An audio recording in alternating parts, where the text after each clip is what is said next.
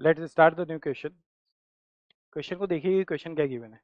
ठीक है, क्वेश्चन में हम लोगों के पास क्या दे रखा है, एक रेगुलर हेप्टागन, वापस रेगुलर हेप्टागन दे रखा है। ठीक, कॉन्सेप्ट की बात करेंगे तो nth रूट ऑफ यूनिटी है।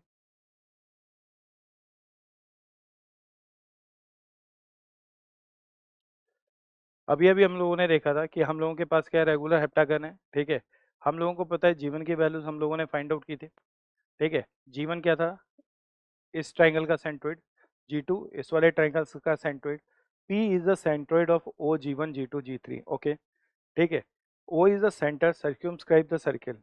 ठीक है, G3, ठीक है, lies on a line segment OA4। ठीक है,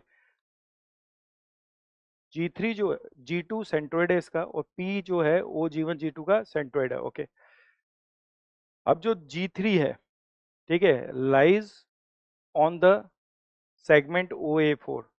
ठीक है, such that the centre of the triangle G1 G2 और G3, आपको G1 G2 और G3, ठीक है, का सेंट्रोइड अगर जीरो है तो उसने G3 और OA4 में रिलेशन फाइंड आउट किया। ओके, एक बात बताइए, आप सब लोगों को पता है कि हम लोगों ने, ठीक है, nth root of unity consider किए थे।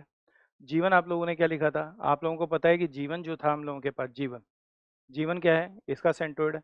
सेंट्रोइड होगा A1 A2 A5 का, तो ये हो गया e की पावर आयोटा 0 प्लस ई की पावर आयोटा, ठीक है, 2π/7 प्लस ई की पावर आयोटा, ये कितना हो गया 8π/7 बाय 3 लिख दें।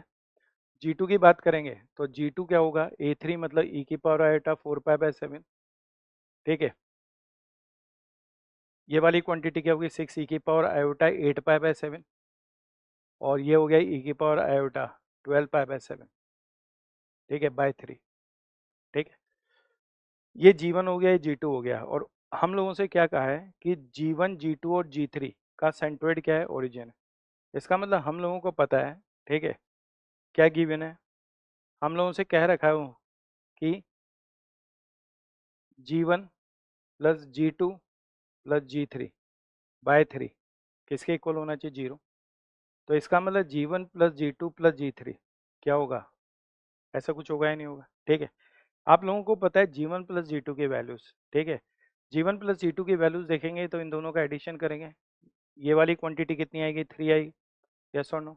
और इन सब का एडिशन करने के बाद आपको पता है कि ये क्या बन रही है, sum of the n values of nth root of unity, लेकिन एक मिसिंग है, तो इसका मतलब उसकी वैल्यूज क्या हो जाएगी आपकी, सबका सम 0 करेंगे और रिमेनिंग क्वांटिटी 6 है, रिमेनिंग क्वांटिटी जो थी उसको शिफ्ट करेंगे, तो वो क्या आ जाएगा, माइनस ई की पावर आयोटा, किस टर्म में लाना है अपने को, A4 के टर्म में लाना है। ठीक है, तो 6π/7 लिख दें, आपने कहा बिल्कुल यही होगा।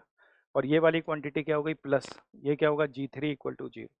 अगर मैं इस वाली क्वांटिटी को इधर शिफ्ट कर देता हूँ तो G3 की वैल्यूज होगी आपके पास 1/3 ई की पावर आयोटा, ये क्या होगा 6π/7, ऐसा होगा।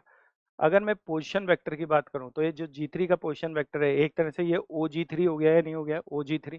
ठीक है, और अगर मैं इसकी बात करूं तो ये 1/3 है, और ई की पावर आयोटा 6π/7, ये किसकी वैल्यूज थी, पोजीशन वेक्टर या कॉम्प्लेक्स नंबर जो A4 को रिप्रेजेंट कर रहा था, तो इसको मैं OA4 लिख सकता हूँ। और आप अगर रिलेशन देखेंगे तो ये वाली क्वांटिटी क्या होगी, OA4 equal to 3 times of OG3। ठीक है, तो इसका मतलब जो करेक्ट ऑप्शन होगा, जो करेक्ट ऑप्शन होगा वो ऑप्शन क्या होगा, A, 3 times of OG3 equal to OA4, where O is the origin.